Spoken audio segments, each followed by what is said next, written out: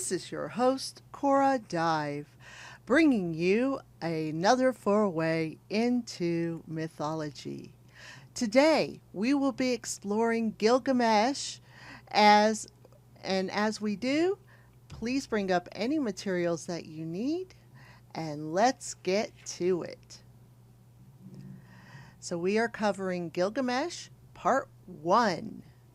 The characters are Man 1, 2, and 3, all citizens of Uruk. We have Gilgamesh, the king of Uruk. Ninsun, the goddess mother of Gilgamesh. A god of wisdom. Shamash, the god of the sun. Adad, the god of the wind. Anu, the father of the gods.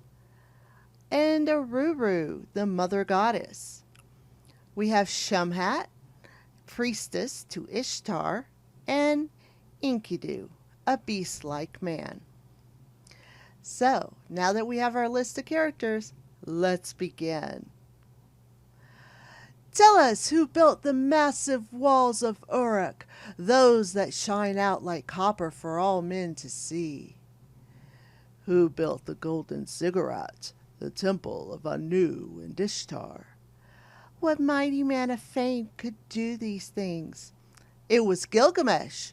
Gilgamesh, that's who.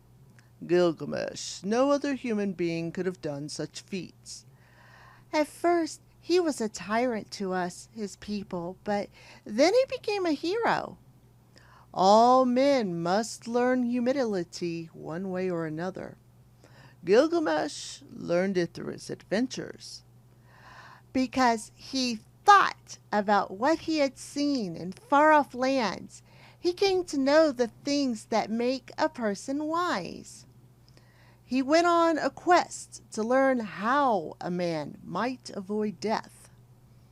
Instead, he returned, having learned how to live. When he returned to Uruk, he engraved his thoughts upon the stone tablets that still hang on the strong walls of our city. He wanted his knowledge to help his people improve their lives.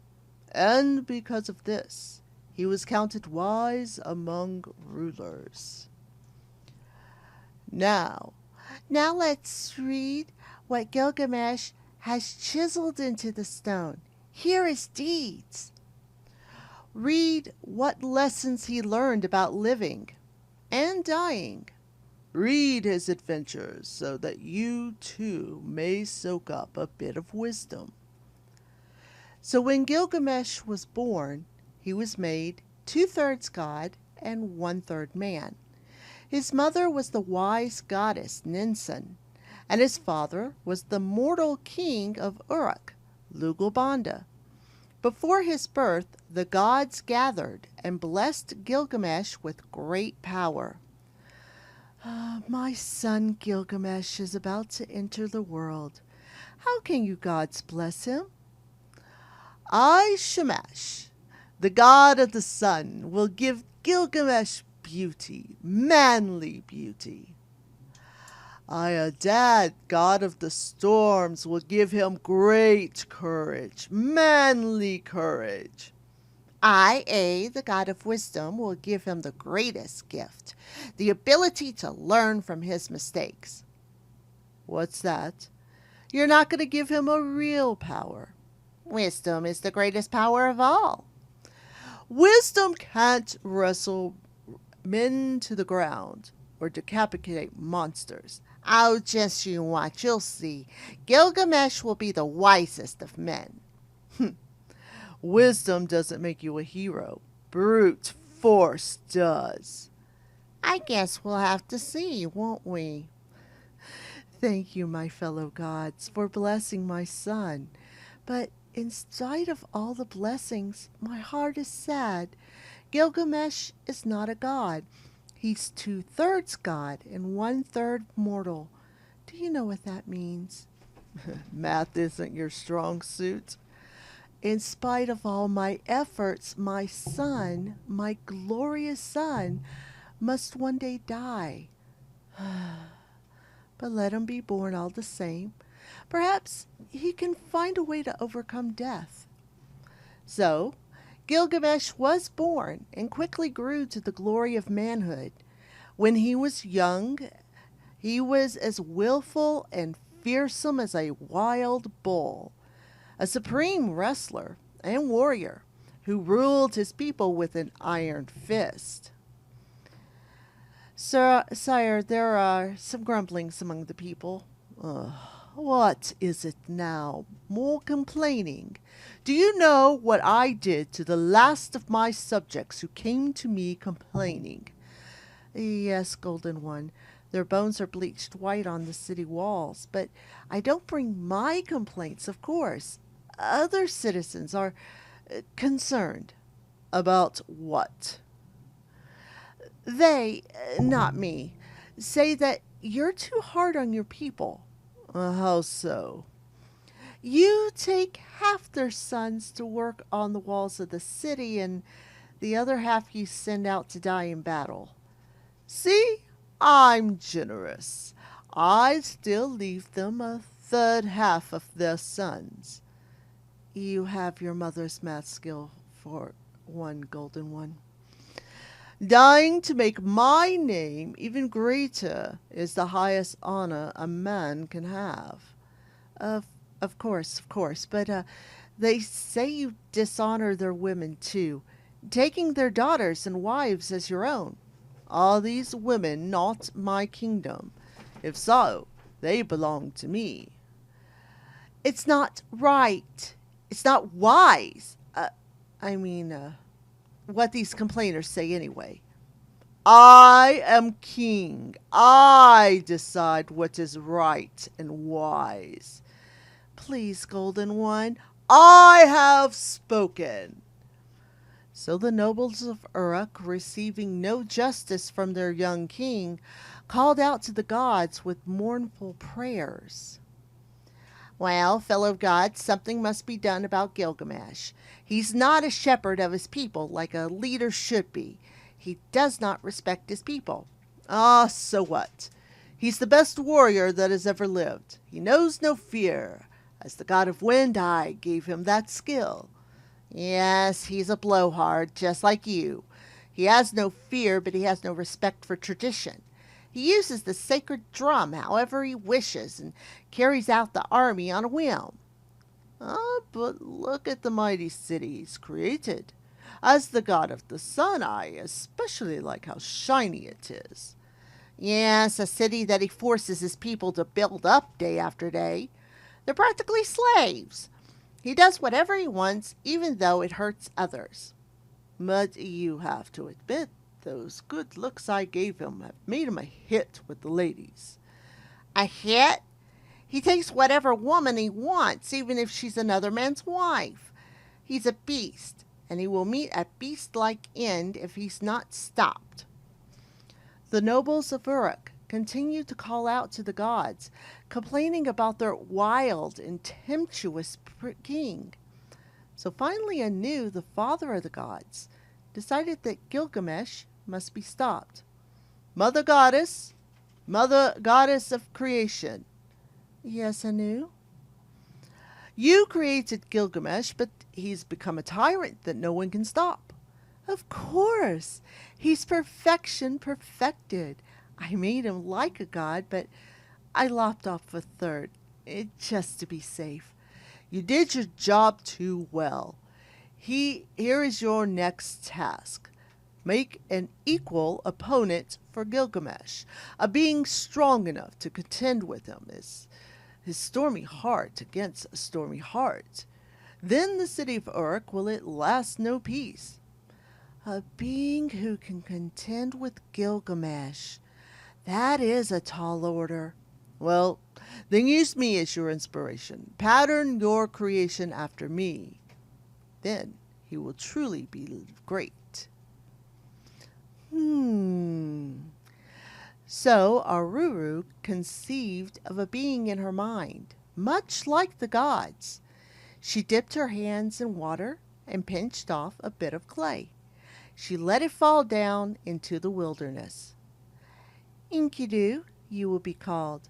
More beast than man you will be. You will have the virtues of the god of war. Enkidu's hair was long like a woman's, and his body was covered in matted fur like the god of cattle. He squatted and hunched along the ground like an animal. Ow! You made that in my image. So ugly. Ugly, but strong. He alone can challenge Gilgamesh. Enkidu knew nothing of mankind, nor did he know man's ways. He did not cultivate the ground, but lived like a beast.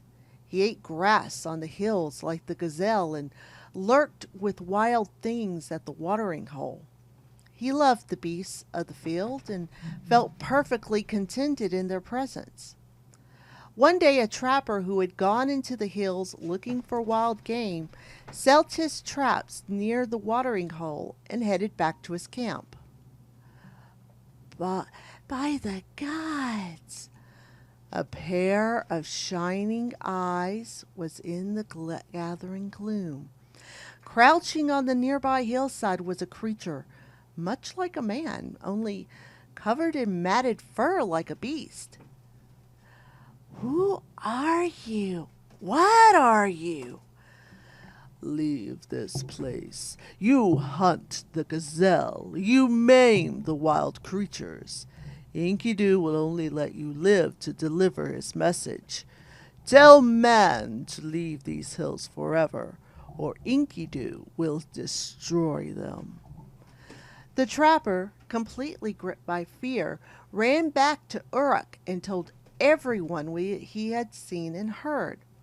Now I know why my pits are filled with dirt and my traps destroyed. This wild man has been doing it.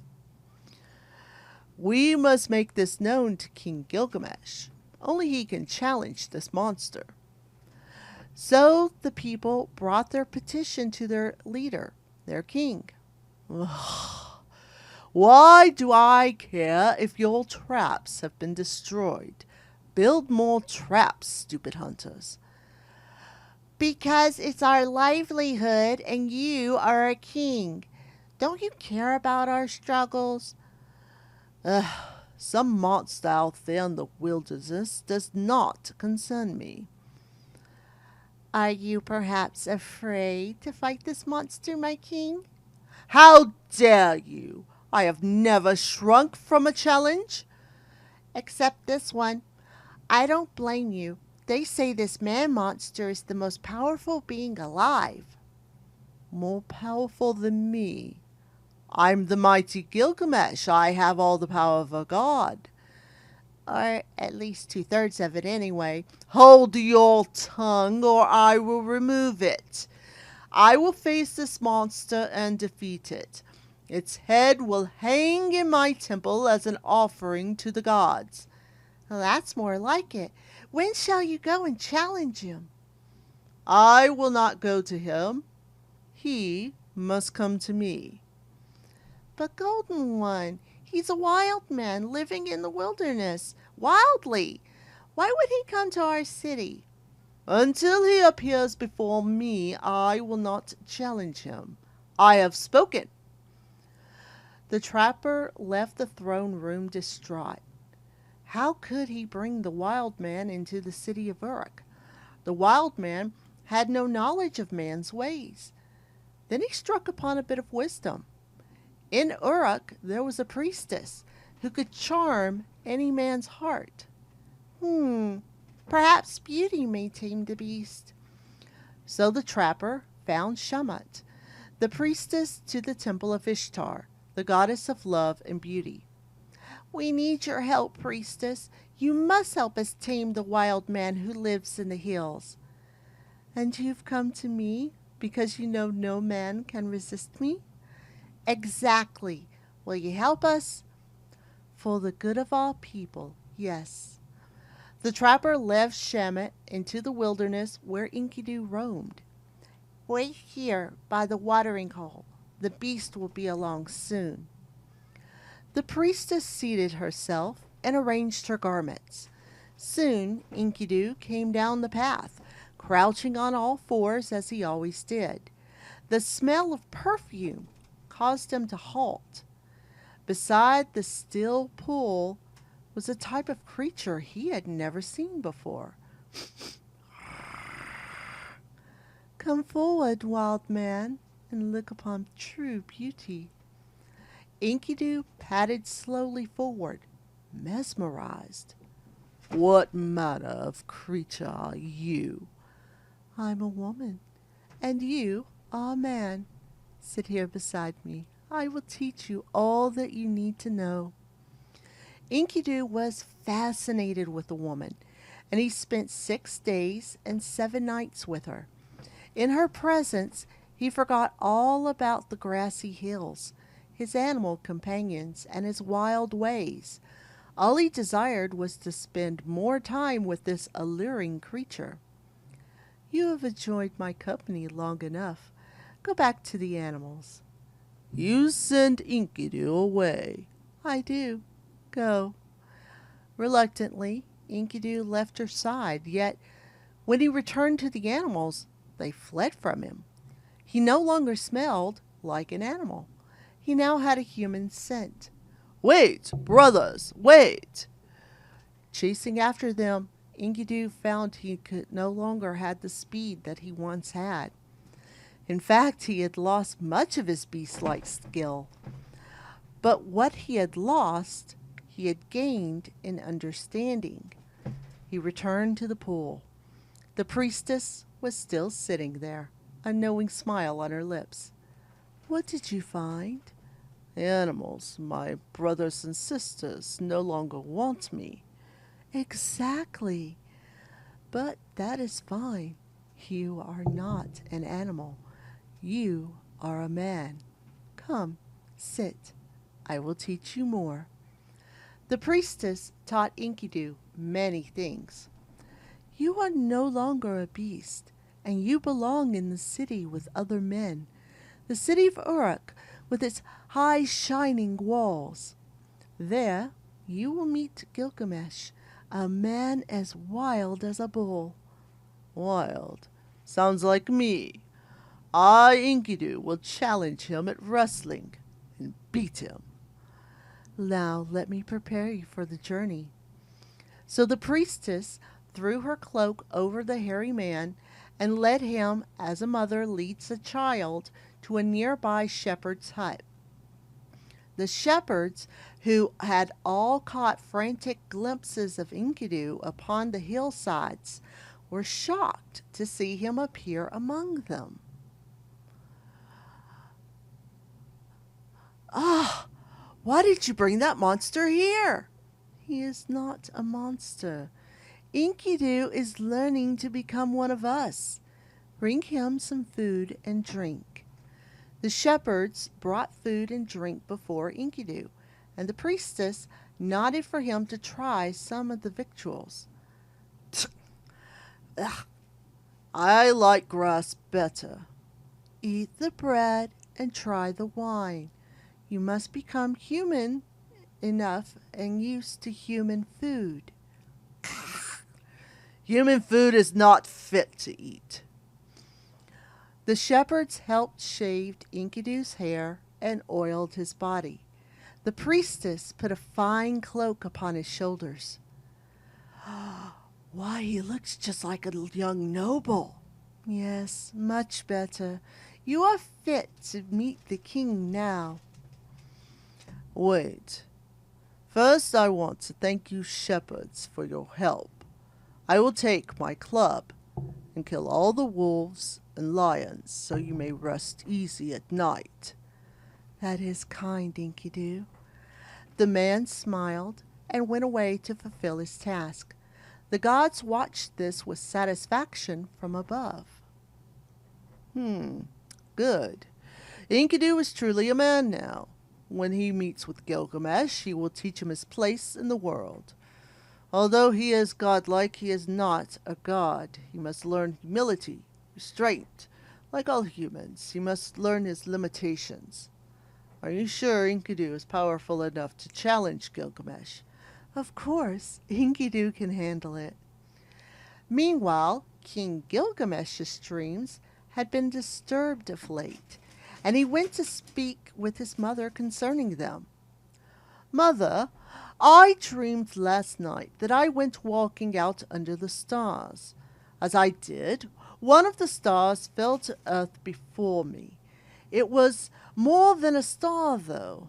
It had the form of the god Anu himself. And as I stared at this star being, I realized that I loved it like a brother. I tried to lift it, but it was too heavy for me.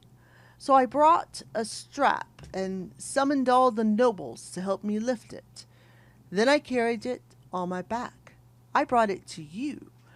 But when I did, you made me fight against it, this star being that I loved. You've seen the future, son. The gods are sending you a friend. A friend? I am Gilgamesh. Why do I need a friend? Friends are for lesser men. Every man needs a friend, the type of friend that will help in the time of need, as this man will. And then I dreamed a similar dream, only this time I found an axe that I loved, and when I brought it to you, you made me fight with it. The meaning is the same. Enkidu, created in the image of Anu, is coming to be your challenger and friend. Ha! Ridiculous. Listen to me, son. Only weak men refuse help when it's offered. Ha! Where are you going? I have a wedding to attend. Meanwhile, Shamet, the priestess, and Enkidu were just entering the glittering gates of the city. Enkidu stared up at them in wonder. A man must be great to create such things. Well, he will be one day. As they passed through the streets, a man in distress drew near the priestess. Oh, my priestess, say a prayer for the gods for me. I'm on my way to my daughter's wedding. Oh, why do you seem so sad? Because I'm afraid that our king Gilgamesh will come and steal away my daughter before she can be joined to her husband. It's his way, you know. What? A king would treat his people this way. Oh, yes, he has no respect for the rights of his people. He rules like a wild bull. Then I will challenge him and teach him his proper place. Careful, Enkidu. Gilgamesh is beloved by the god Shamash, and he is stronger than you. I will fight him all the same. Who is this nobleman? I am Enkidu. You look much like our king. You glow with manhood. You're not as tall as he is, but your bones look stronger. He has grown strong, feeding on the milk of wild beasts. Lead me to where your daughter's wedding is taking place. Yes, of course. As the man led Enkidu through the city, the people began to murmur at the sight of him. Come and see, friends. A godlike hero has arrived to challenge our king. Well, it's about time. By the time they arrived at the daughter's wedding, a huge crowd had amassed around the handsome stranger. Start your celebration. When the king arrives, I will face him. Soon enough, the chariot of Gilgamesh did arrive, and the king haughtily descended from it and made his way toward the festivities. Behold your king! Now, where's the bride? As Gilgamesh passed through the archway, he suddenly tripped and fell. Ah! What? He jumped up and whirled around. A noble-looking man with long hair was standing there, glaring at him menacingly and barring his way. How dare you challenge me? Who do you think you are? I am Enkidu, cruel king. I have come to stop you from abusing your people. Ah! Gilgamesh rushed at the stranger, and Enkidu raised his arms to resist him. To his shock, Gilgamesh realized that the stranger's strength almost matched his own. It's not possible! The two giant men fought one another like bulls, smashing this way and that, shaking the walls and shattering the gateposts of the courtyard. Soon the surrounding buildings had been reduced to rubble, yet they continued to wrestle. Slowly, Gilgamesh realized that he had met his equal in strength and skill. No, no! Then he understood that this must be the man from his dreams, the one who was destined to be his friend. The mighty hero went down on his knee and turned his face away from his opponent. Enough! I will fight no more. Why? Because you've been beaten? No, because I realize the gods have sent you to me for a purpose. Yes, to defeat you and bring an end to your evil ways. No, to be my companion and friend. Friend. Shamet the priestess stepped forward. He speaks the truth, Enkidu. The gods have declared that you two will be like brothers, sharpening each other as iron sharpens iron. I swear that if you prove to be as good a friend as the gods have said, I will be the same to you. I cannot befriend a man who treats his people like beasts. The gods have shown me the error of my ways. I will abuse my people no more. Enkidu paused thoughtfully. Then I say that as your mother has given birth to a wise son. Gilgamesh extended his hand to Enkidu. Will we truce and be friends? Enkidu took his hand. Friends. The two men stood and embraced. Gilgamesh, the mighty king, and Enkidu, the man who once had been a beast. Thenceforth, their friendship was sealed. This is the end of Gilgamesh Part 1. What will happen in the next installment? We'll find out next time. This is your host, Cora Dive, signing off.